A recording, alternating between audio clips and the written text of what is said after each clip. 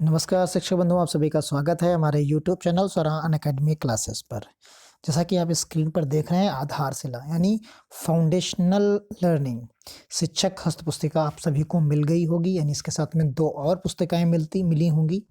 हम इस आधारशिला जो हमारे पास जो मॉड्यूल हमको मिला है, इसके हम संपूर्ण संक्षिप्त परिचय लेकर उपस्थित हुए हैं और इसकी प्रश्नोत्तरी भी साथ में होगी। यानी हम पॉइंट वाइज डिस्कस करेंगे यहाँ कुल मिलाकर। जो आपको तरीके से आपसे क्विज में सवाल पूछे जाते हैं या IVRS कॉल के थ्रू पूछे जाते हैं इस पर्टिकुलर मॉड्यूल से संबंधित, तो उन पर हम यहाँ पर डिस्कशन करेंगे।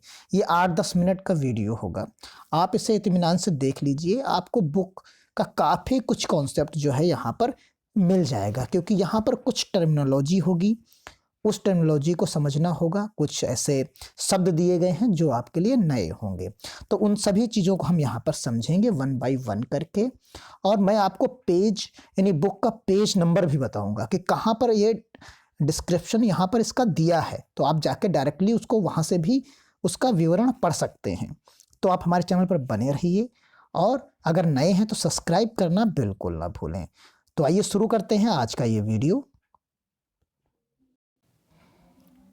देखिए, सबसे पहला क्वेश्चन जो हमारे पास यहाँ पर है, उसमें जो है हमको जो लेना है वो हमने बताया कि देखिए, आप समझ सकते हैं कि आधारशिला जो मॉड्यूल है हमारे पास, उसमें कितने भाग हैं। तो आप सभी लोग जानते हैं 6 जो हैं इसमें जो है भाग हैं। ये बात हो गई। आधारशिला किन कक्षा की दक्षताओं के लिए है, तो ये कक्षा 1 और 2 के लिए है। ये आप याद रखिए, ये सवाल पूछे जाते हैं। प्रारंभिक स्तर पर आधारभूत दक्षताएं किस विषय के लिए हैं, तो ये गणित और भाषा 2 के लिए है। और भाषा का जो क्रम है याद करने का यानी पढ़ने का जो है, तो वो LSRW है। ये सभी लोग आप सभी लोग जानते हैं नहीं, सुबोपली। तो इसमें आप सभी लोग जानते हैं कि सुनना, बोलना, पढ़ना और लिखना यानी लिसनिंग, स्पीकिंग, रीडिंग, राइटिंग, ये आप सभी लोग समझ गए होंगे। अगला देखते हैं, सपोर्टिव सुपरविजन में क्या क्या है आपके पास। यहाँ पर SRG है राज्य स्तर पर और ARP है जिला स्तर पर। तो ये 2 चीज़ें हो गई। फाउंडेशन शिविर की अवधि जो होती है वो 50 मिनट की होती है। प्रारंभिक जांच किन कक्षाओं की होनी है, तो वो कक्षा 1 से लेके 8 तक की होनी है। प्रारंभिक जांच कब होगी, ये सत्र के आरंभ में होगी। तो ये सब क्विज के माध्यम से सवाल पूछे जाते हैं। तो आप ये याद रखिए, फाउंडेशन शिविर में कितने वादन होंगे, तो कितने वादन होंगे यानी 2 वादन होंगे। वादन की अवधि कितने मिनट की होगी, ये 90 मिनट की होगी। प्रथम वादन किसका होगा, तो प्रथम वादन भाषा का होगा और सेकंड जो होगा वो गणित का होगा। अध्ययन की दृष्टि से लर्निंग आउटकम को कितने भागों में बांटा गया है, तो वो 3 भागों में बांटा गया है। मुझे उम्मीद है कि आपको ये समझ में आ रहा होगा और आसान सा लगेगा। उसके बाद आप देखिए, यहाँ व्यापक दृष्टिकोण पर आधारित केंद्रित लर्निंग आउटकम होता है और शिक्षण प्रक्रिया को सीधे तौर पर दिशा देते हैं कौन से, नेस्टेड लर्निंग आउटकम। तो ये शब्द आपको याद रखने हैं। नेस्टेड लर्निंग आउटकम क्या है, तो ये शिक्षण प्रक्रिया को सीधे तौर पर दिशा देते हैं। इसी तरीके से केंद्रित लर्निंग आउटकम क्या है, तो ये सब चीज़ें आपको याद रखनी है।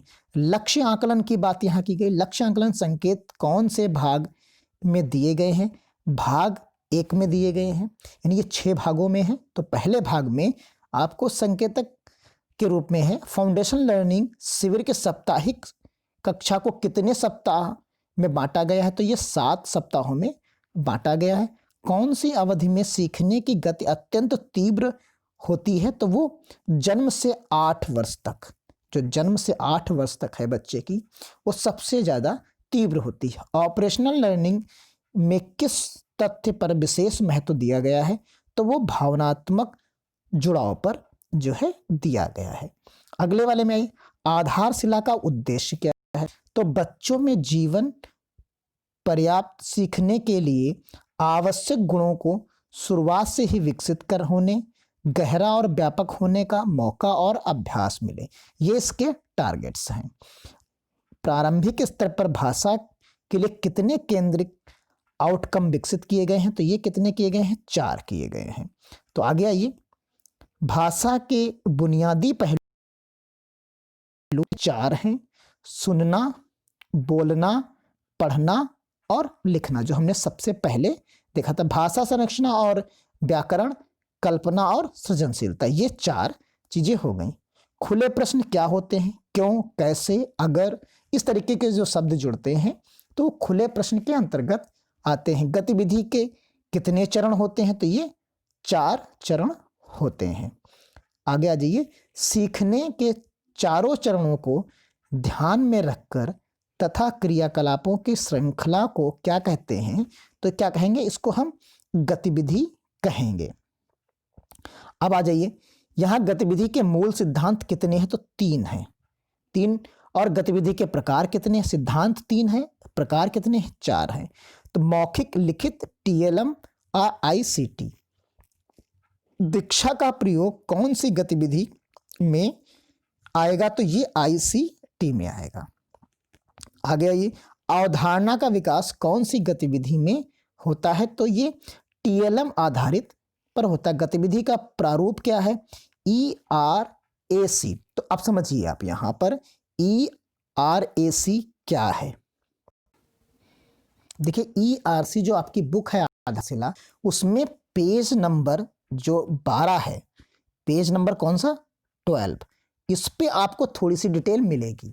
वहां पर आप ERAC के बारे में पढ़ेंगे तो बताएगा कि जो E से है एक्सपीरियंस है, ठीक, यहाँ पर क्या है, रिएक्टिंग, यानी R से है यानी अनुभव, चिंतन, अनुप्रयोग, निष्कर्ष, ये चीजें इसके बारे में यहाँ पर हैं, आप समझ सकते। और इनका अगर डिटेल वर्जन में आपको पढ़ना है तो आप डिटेल वर्जन में जो है 80-81 पेज नंबर के आसपास जो है आप देख सकते हैं आसानी से। वहां पर आपको जो है ये प्राप्त हो जाएगा, वहां पर आप इसको आसानी से पढ़ सकते हैं। कक्षा प्रबंध के प्रकार जो है 3 है, एकल, छोटा और बड़ा। ERAC का आप समझ गए होंगे, अनुभव है, चिंतन है, अनुप्रयोग है और निष्कर्ष यानी कंक्लूजन है। तो ये चीज आपके समझ में आ गया होगा। प्रत्येक बच्चे का सीखना सुनिश्चित कैसे करें, तो ये 12 बॉक्स मैट्रिक्स द्वारा हम इसमें सुनिश्चित करेंगे। तो ये चीजें हो गई। अब यहां आ जाइए आप, शिक्षण का लक्ष्य वांछित लर्निंग आउटकम की प्राप्ति के लिए है, तो ये चीज हो गई यहाँ पर। और उसके बाद जो है आप देख सकते हैं कि शिक्षण योजना में शिक्षण अधिगम प्रक्रिया को कितने चरणों में बांटा गया है, तो 3 चरणों में बांटा गया है। पहला होगा 5 मिनट का, फिर दूसरा होगा 25 मिनट का और तीसरा होगा 10 मिनट का। भाषा विकास के लिए तो आप जानते ही हैं, ELSRW के रूप में है। फिर आ जाइए, भाषा के कितने पहलू हैं, तो 3 हैं, यांत्रिक, भाव और चिंतनात्मक। भाषा का अर्थ किसके अनुसार ग्रहण किया जाता है, तो इस संदर्भ के अनुसार ग्रहण किया जाता है। सुनना का क्या अर्थ है, समझ कर प्रतिक्रिया देना। सुनने के कौशल के कितने चरण हैं, तो वो 4 चरण हैं। ध्वनि जागरूकता के चरण कितने हैं, तो 4 हैं। कौन से हैं, वर्ण, शब्दांश, शब्द और वाक्य। बातचीत के दौरान कितने प्रकार के प्रश्न पूछे जाते हैं, तो 4 प्रकार के पूछे जाते हैं, सूची, प्रक्रिया, तर्क और कल्पना आधारित। सुनने बोलने वाली गतिविधियां कितनी हैं, तो 40 हैं।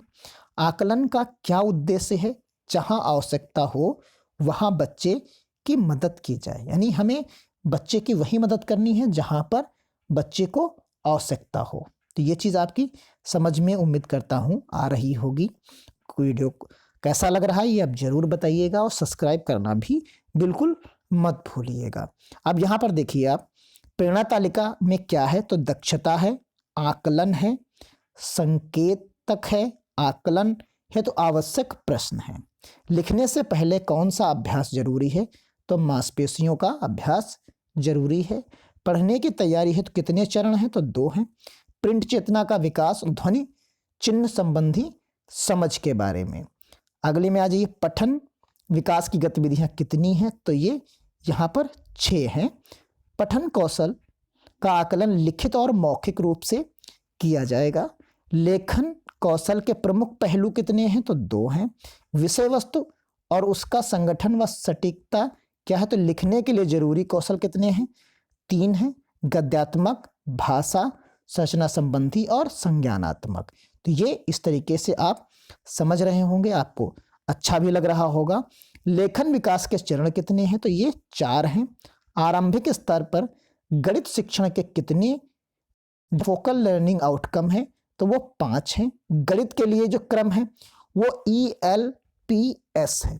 अब यहाँ पर आपको समझना है कि इसका फुल फॉर्म क्या है और इसकी डिटेल क्या है, दोनों चीज़ों को यहाँ पर हम आपको समझाते हैं। देखिए, आपकी जो बुक है आधारशिला, इसका पेज नंबर आप अगर ओपन कर लें, अगर आपके पास बुक है इस समय, तो 110 पेज नंबर अगर आप ओके करेंगे तो वहाँ पर इसकी डिटेल दी गई है। ई से जो है एक्सपीरियंस होता है, ई से जो होता है एक्सपीरियंस होता है यानी अनुभव होता है। एल से जो होता है लैंग्वेज होता है यानी भाषा, और पी से होता है पिक्चर यानी चित्र, और एस से जो होता है वो सिंबल होता है यानी संकेत और प्रतीक।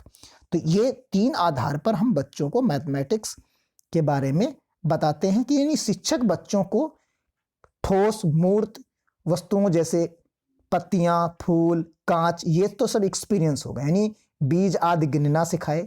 इन्हीं वस्तुओं का प्रयोग करते हुए बच्चे को बोध या जोड़ घटाना सिखाया जाता है। ई का मतलब यहाँ हो गया। अब यहाँ आ जाइए, एल की बात करते हैं, तो ज्ञानेंद्रियों द्वारा जो मूर्त वस्तुओं का अनुभव करते हैं, करते समय शिक्षक जो हैं और बच्चों के मध्य जो वार्तालाप होती है उसके बारे में यहाँ पर बताया जाता है। क्योंकि बच्चों में जो पूर्व ज्ञान है, क्योंकि जैसे बंटवारा करना यानी वस्तुओं को बांट लेना आपस में, ये सब बच्चे वैसे ही जानते हैं, यानी स्कूल आने से पहले ही जानते हैं कि आप कंचों को ले लीजिए कि कितने कंचे आपके हैं, कितने कंचे हैं, ये वो सटीक तरीके से उनको बांट लेते हैं। और चित्रों को दिखाकर उनसे वार्तालाप की जा सकती, संख्या का बोध कराया जा सकता है, तो वो पिक्चर्स में आता है।